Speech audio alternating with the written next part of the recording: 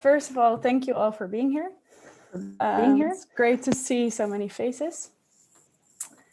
I'm presenting today, and who am I? I'm Simone. I am a PhD student at the Amsterdam Center for Learning Analytics here at the VU. And there I'm supervised by Chris, Ilja, and Martijn. And I'm presenting a project today, which is the second project of my PhD research. And it's a project with Chris and Ilja. And we're now in the stage of finishing the paper. So if at the end you guys have any feedback or suggestions, we can still incorporate it in our paper. So write down anything you think of. And this project is titled Raising Student Engagement Using Digital Nudges Tailored to Students' Motivation and Ability Levels. It is a study done in higher education here at the VU, actually. So I'll first shortly tell you what our study was about.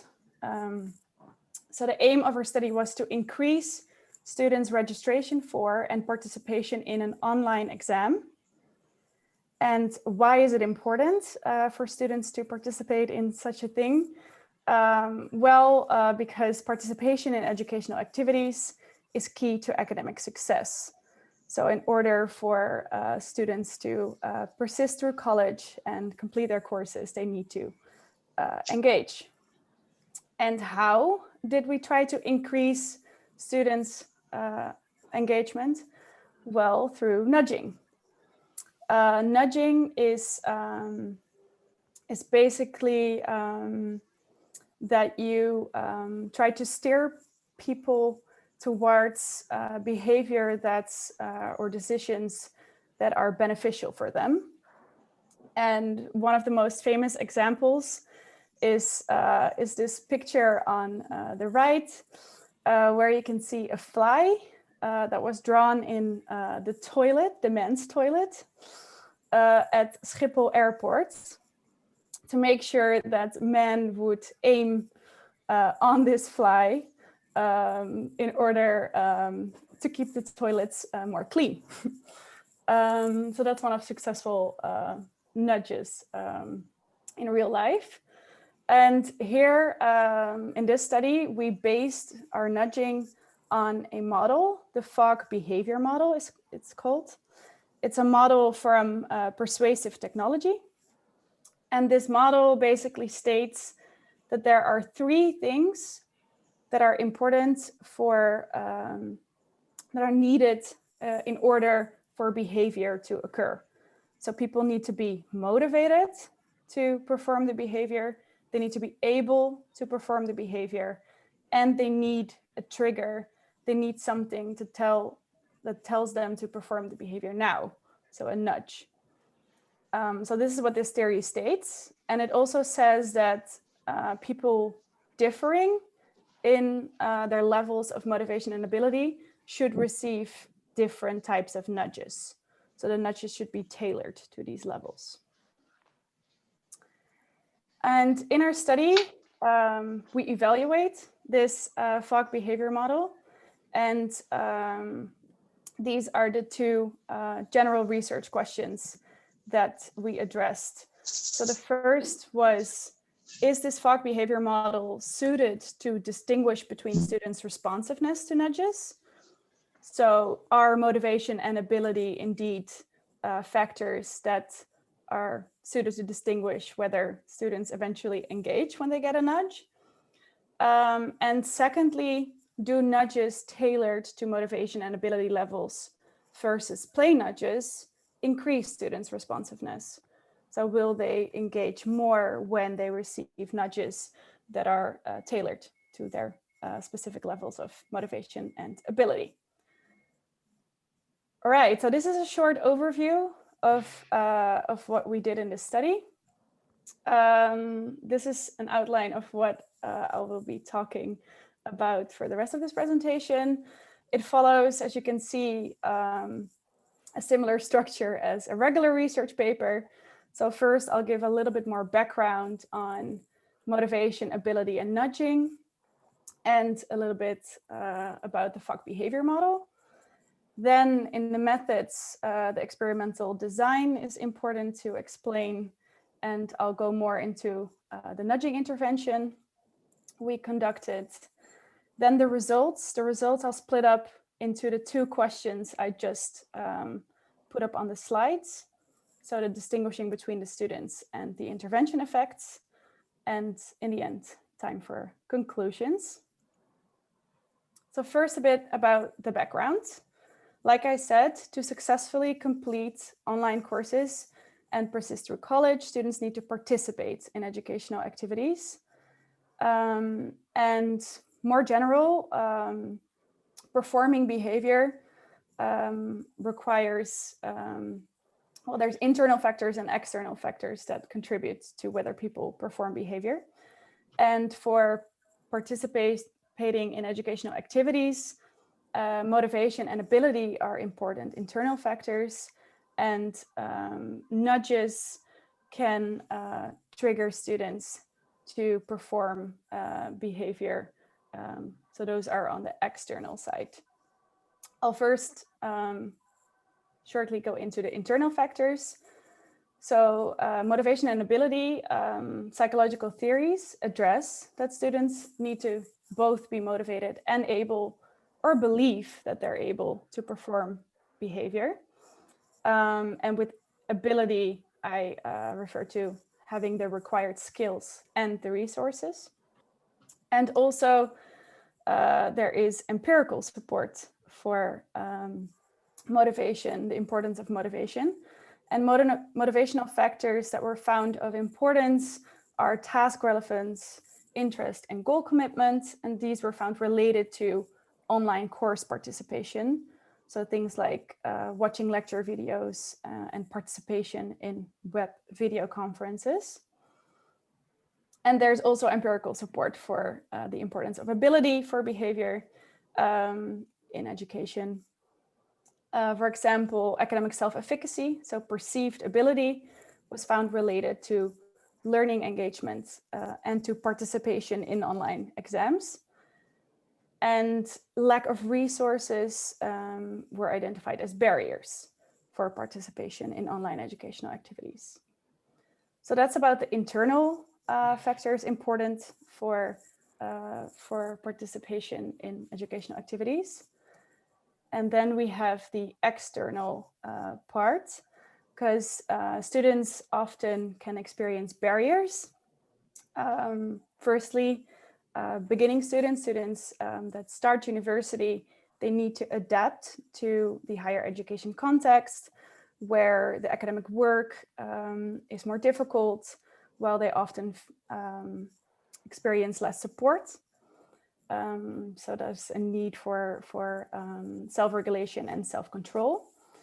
And generally the education literature also, in the literature there are barriers, behavioral barriers identified to educational attainment that also, some things that people generally can focus too much on or rely too much on, that prevents them to make the most beneficial choices and to eventually be successful in education. And what nudging does, nudging states, this nudging acknowledges these barriers, and it states that decisions are not only influenced by rational consideration of the available options, but also by how the information is presented, which is referred to as the choice architecture. And this choice architecture should tackle behavioral barriers and thereby promote beneficial choices. And it should do so without excluding any options and without significantly changing economic incentives. So it's trying to steer people towards beneficial choices, but not limiting people. And some successful nudging examples in higher education are providing information or assistance to students. So for example, text messages that remind students about tasks they need to complete for college enrollment, but also changing the default option is an example, promoting a positive self-image, and informing, structuring, and simplifying complex choices like school choice are examples of successful nudging. And what the literature also states is that beneficial effects are more likely to occur for specific groups of students that experience barriers to perform the behavior. So students that differ in attitudes, performance, and demographics, sometimes nudges work better for different categories.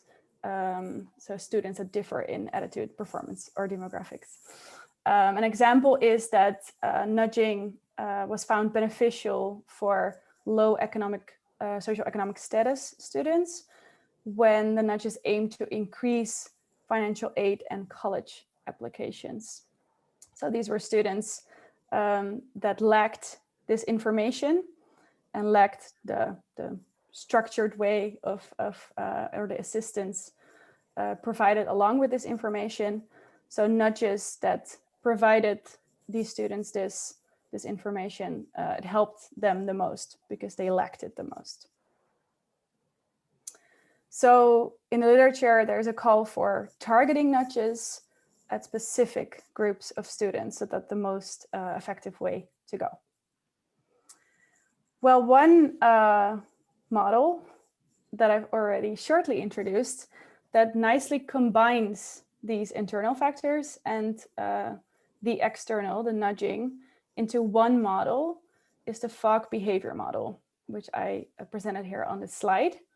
So you see on the x-axis the ability dimension from low to high, and on the y-axis the motivation from low to high.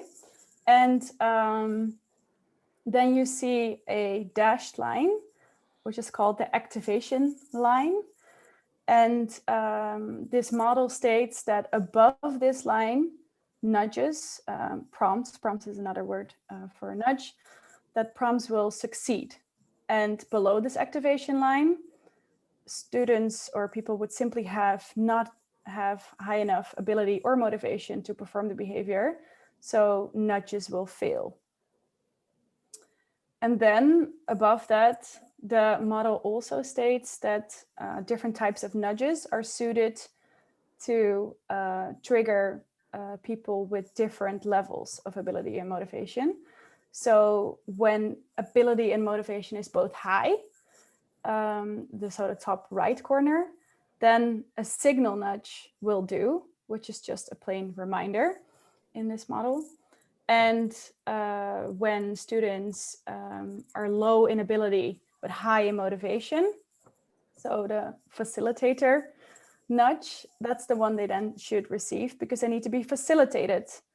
They're not able enough, so they need to be facilitated to perform the behavior. And then in the bottom right, you have the spark nudge, which is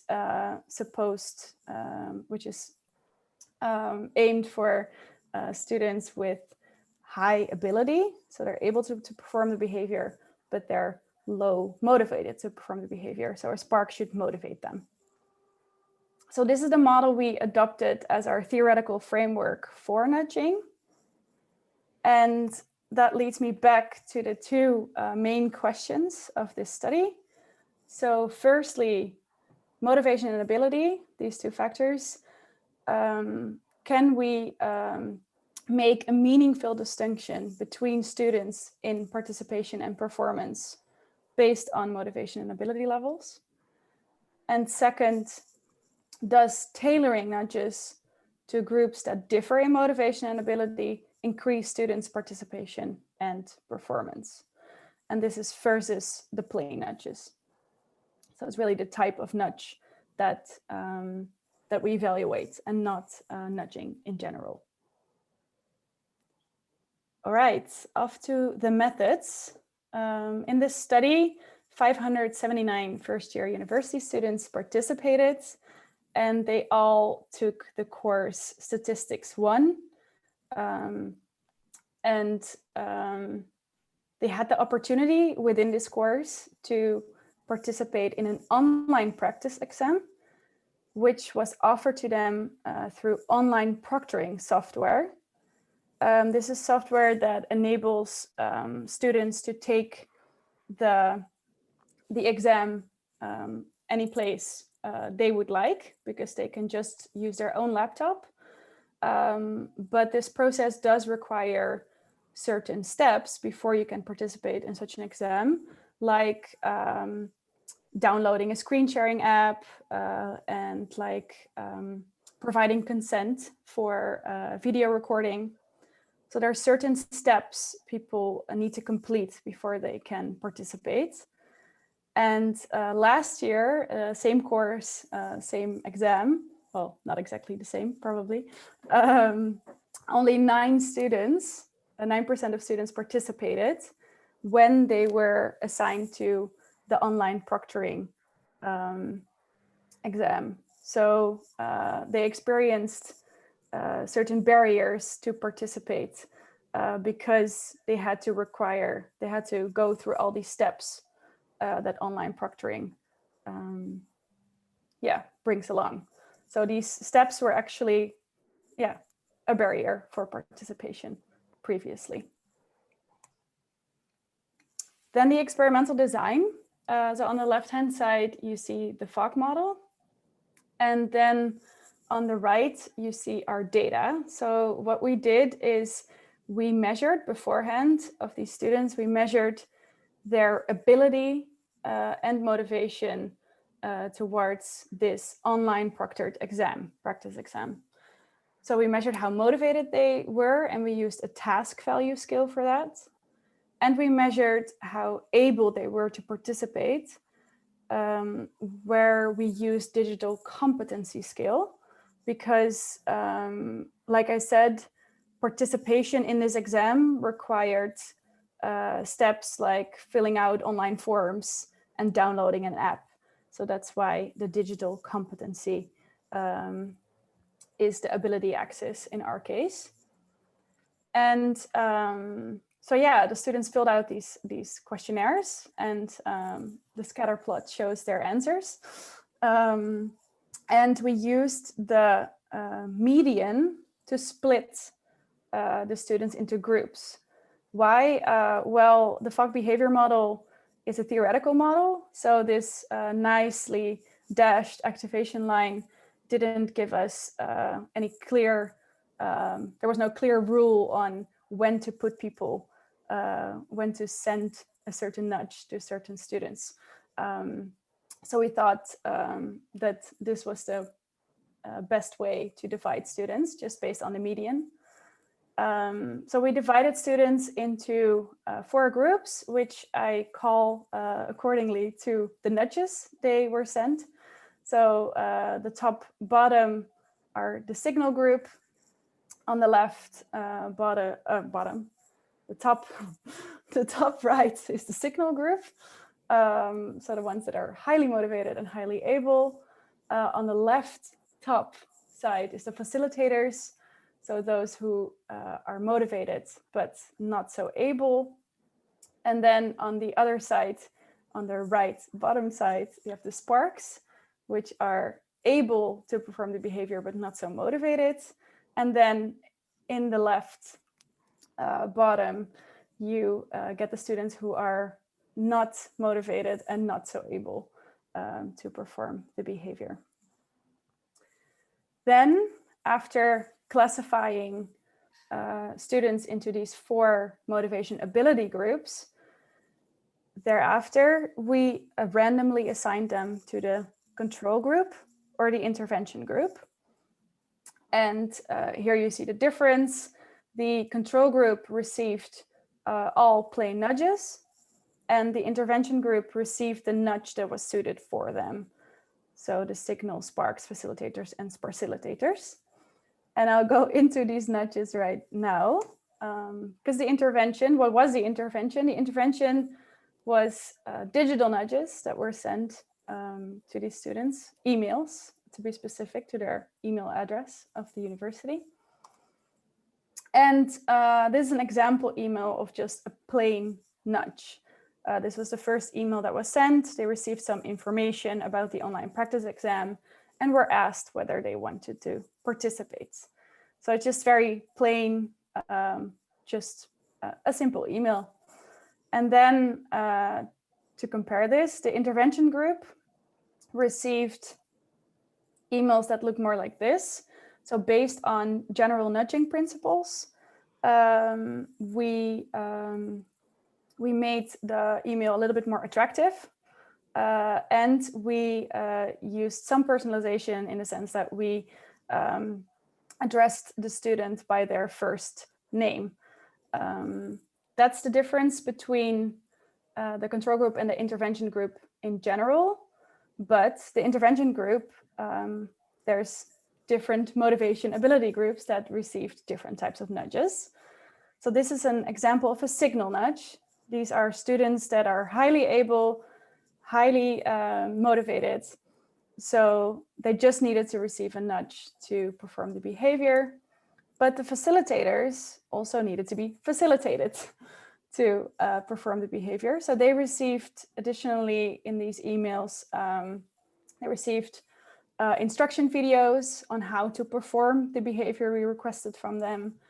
Or we even facilitated them by giving them the exact information they needed to fill in to perform the behavior. So for the consent, we provided them their name, their email address, and their student number, which was exactly what they needed to fill in. Then the sparks, the ones that needed to be motivated, they received additional motivational information. So sentences were added like that it's beneficial to participate in the practice exam, and reasons were given. And we added some emotional or motivational cartoons or GIFs, as you can see an example of here on the right. And then we have the last group, the Sparcilitator group.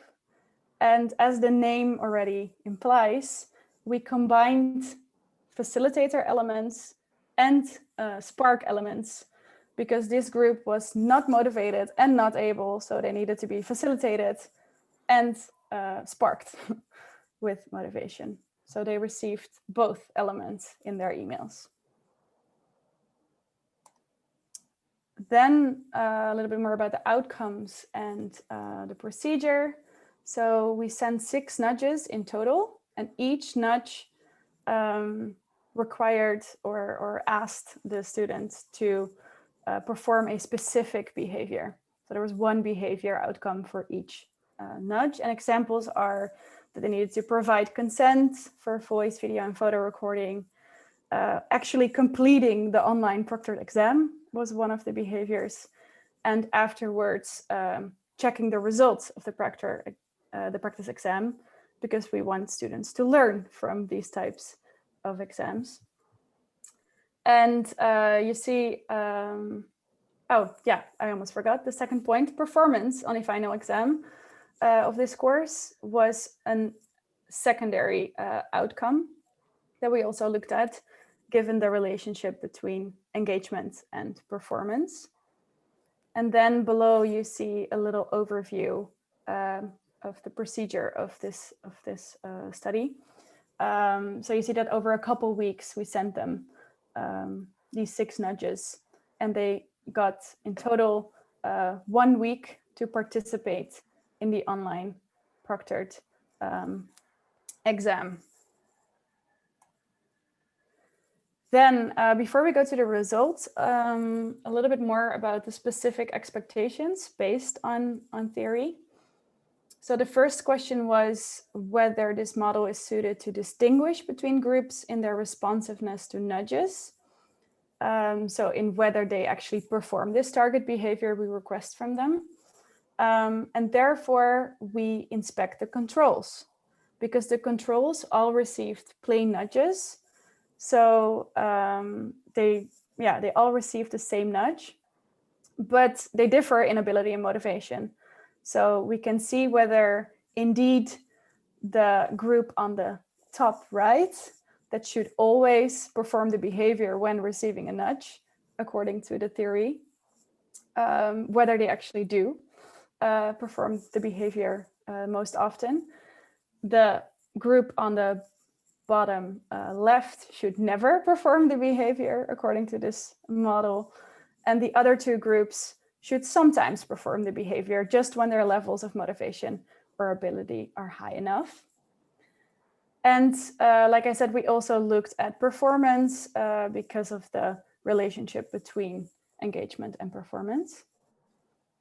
Then for the second research question, the intervention effects. So does tailoring your nudges to these specific types of groups increase responsiveness?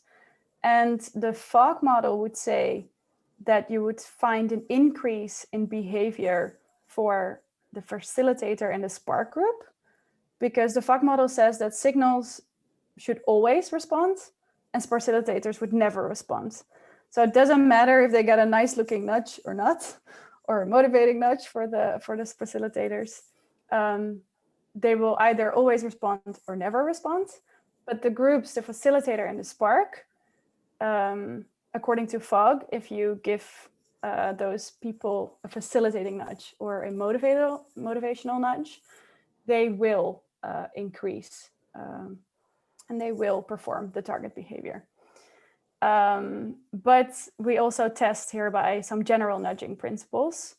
So according to general nudging principles, so the attractiveness and there are some other things I didn't have time to show.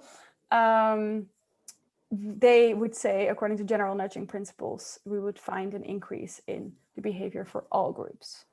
And again, the intervention is expected to have an effect on the engagement, so on the participation, but also on performance, given the relationship between engagement and performance.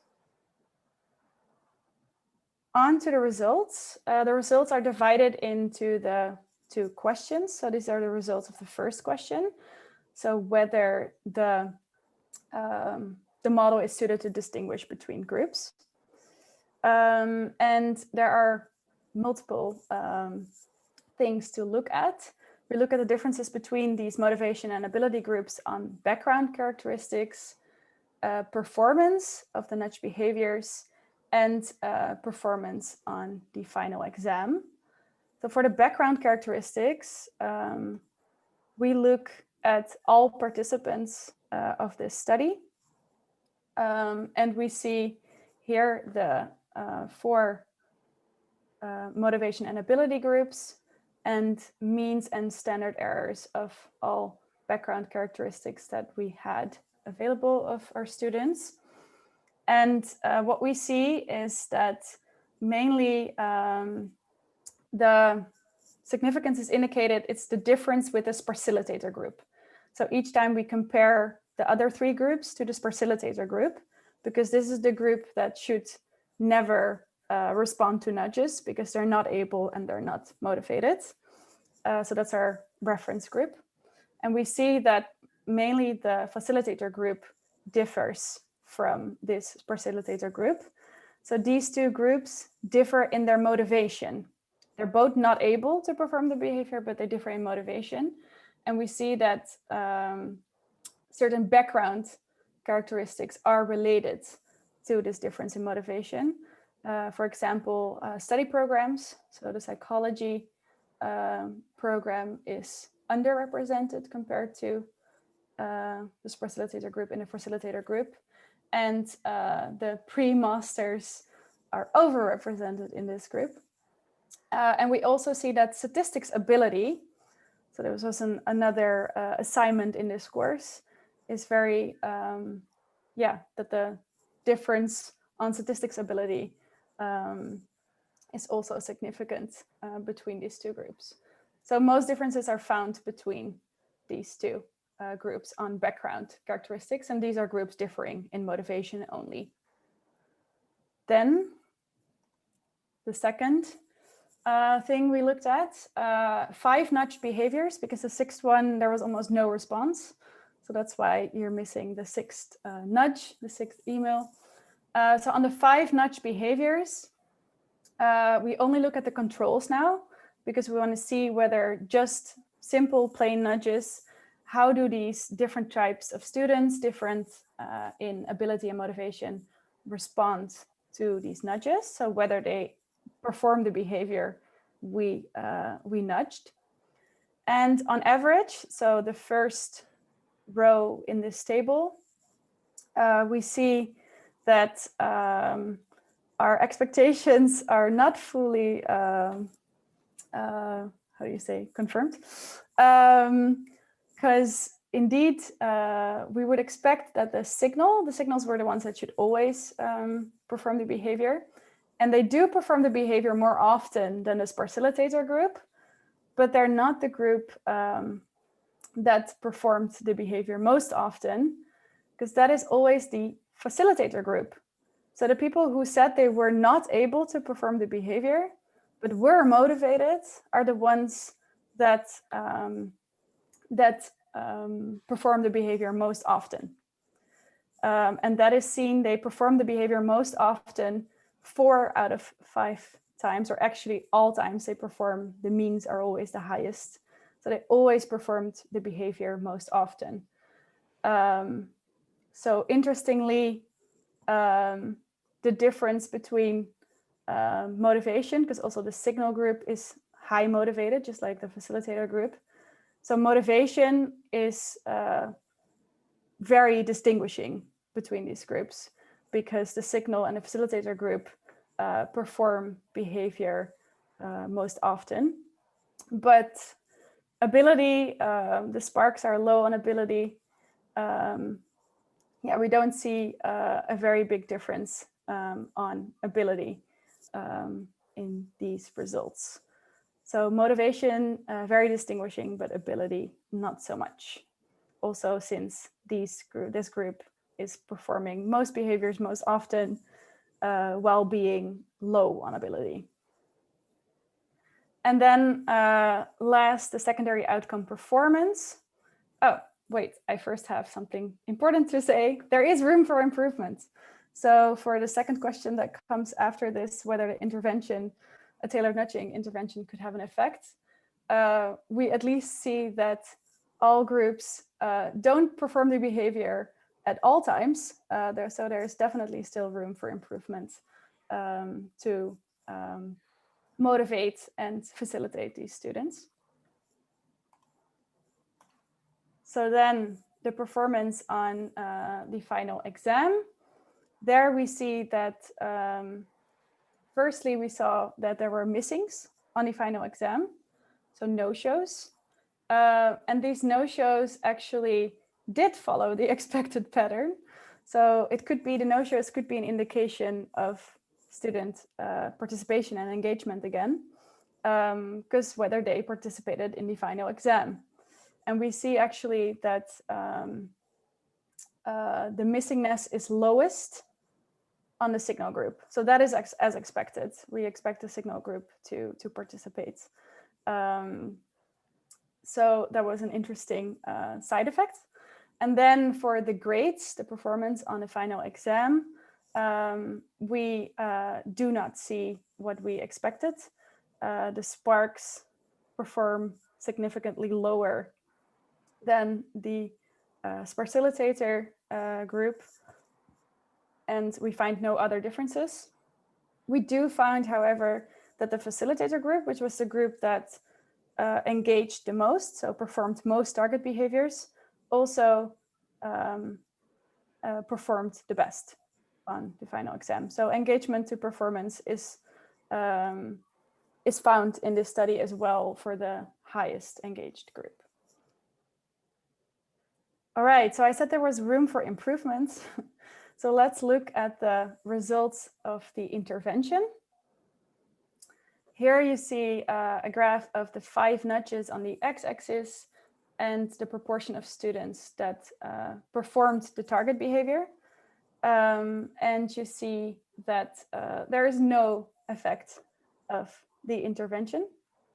The dashed line of the intervention is just slightly above the control, but that is not a significant difference. So no effect of tailored nudging. And then we also looked at the 4 different groups. And there we see, again, no intervention effects. But we do see that in 3 out of the 4 groups, so in the signal, spark, and facilitator group, we do see that the intervention group performs the behavior more often than the control group. But these differences are not significant. Then the formal way of presenting these results. So each time we add something to some variables to our model. So first only the intervention, and we see that the intervention had no effect, like you already saw in the graphs. But we do see effects of the different nudges, because each time, each nudge, students responded to less than the first nudge. And we see differences between the groups, that facilitators and signals perform target behavior more often than sparks and facilitators. So showing the importance of being motivated to perform behavior. And once we add background characteristics, we also see some other things that are still predictive of whether you perform behavior, whether you respond to a nudge, after already having put you in certain motivation and ability groups. We still see that, for example, statistics ability, so your performance on an assignment in this course, is still predictive of you performing the target behaviors. And I'll leave you, I'll not show that table, but there was also no intervention effect on performance. So not on engagement and not on performance. All right, time for conclusions. The contributions that this study has made. Firstly, it provides insight into the prerequisites for responsiveness to nudges, and thereby says something about the aptness of the FOG behavior model to make a distinguish between responsiveness to nudges. The results highlight the importance of motivation for responding to nudges. So for, in our case, engaging in online educational activities. And we saw that some motivational differences are related to background characteristics, for example, study program. And we saw that the results failed to support the role of ability. So in our case, ability was not so relevant for engaging in educational activities, but motivation was. So we were able to distinguish between students on motivation. And then another contribution of this study is that we evaluated the effect of nudges tailored to overcome barriers of specific groups of students. So we answered the call that was in the literature, because we sent different groups of students that lacked either motivation or ability or both. We sent them different types of nudges, and thereby we also evaluated the type of nudges that the FOG behavior model proposed.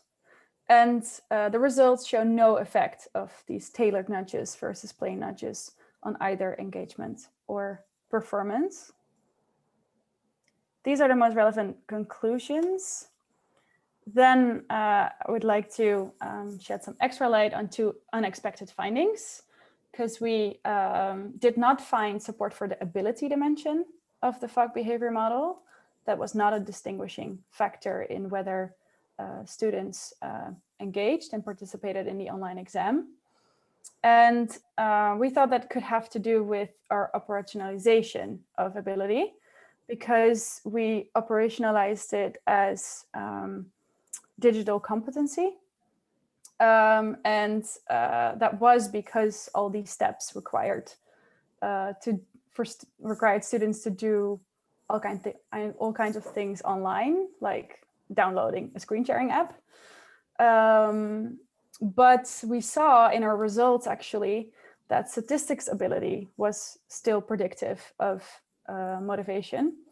So perhaps that would have been a better distinguisher between students, because then you would see it as not being unable to participate, which is how we operationalized it, but apparently being unable to perform well once participating could be a better, a better factor to distinguish between students. Then, of course, unexpected, no effect of tailored nudging intervention. We think that the lack of the discriminative capacity of the ability dimension did contribute to this. The group that was, if they were not,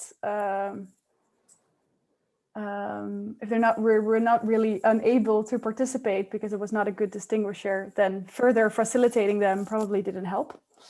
But motivation, there was a distinguish between students. So why did that not help?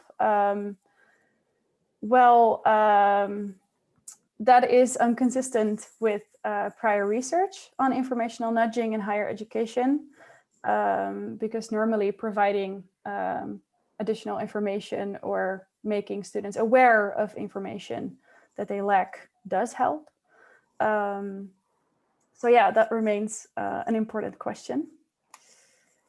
So that's for future research. We suggest to further examine nudging techniques to increase students' motivation to engage in higher education. There are certain nudges that are already in the literature. Social comparison nudges and non-monetary rewards are categorized as motivational nudges. And often these are mixed effects are found for these types of nudges because they work for some groups and not for all. But we actually targeted students with low motivation and only sent motivational nudges to those types of students. So maybe in that case, these nudges would work, but maybe we need to distinguish, make more distinctions between students. So far these results have been heterogeneous, so mixed effects. So further research is needed. And that was it. Thank you for listening.